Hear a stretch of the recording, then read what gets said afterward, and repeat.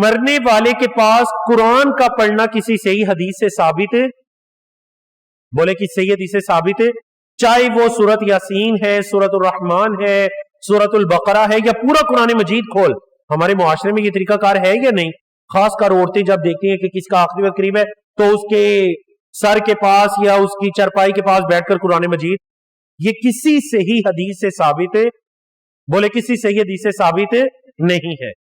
اونچی آواز سے ذکر کرنا بھی ثابت ہے، چرپائی اٹھانے سے پہلے یا چرپائی اٹھانے کے بعد کسی صحیح حدیث سے ذکر کرنا ثابت ہے نہیں ہے۔ اور مرنے کے بعد تلقین کرنا کیا ہے؟ علامہ البانی رحمہ اللہ نے اس کو بدعت کہا ہے۔ انہوں نے کہا کوئی فائدہ نہیں، یہ بندہ دارالعمل جو دارالتکلیف ہے اس سے یہ آخرت کی طرف جا چکا ہے، دنیا سے یہ آخرت کی طرف جا چکا ہے، اب تلقین کا کوئی فائدہ نہیں ہے۔ اللہ کے رسول صلی اللہ علیہ وسلم یا سلف صالحین یا صحابہ کرام سے وہ ثابت ہے۔ اور قبر کے اوپر پھر قرآن پڑھنا، چاہے وہ سورۃ البقرہ کی ابتدائی اور آخری آیات ہیں، یا آذان کا دینا، یا دیگر ذکر و اذکار کرنا، یہ کسی صحیح حدیث سے ثابت ہے؟ بولے یہ صحیح حدیث سے ثابت ہے نہیں ہے، بلکہ یہ بدعات اور جہالات کے زمرے میں آئے گا۔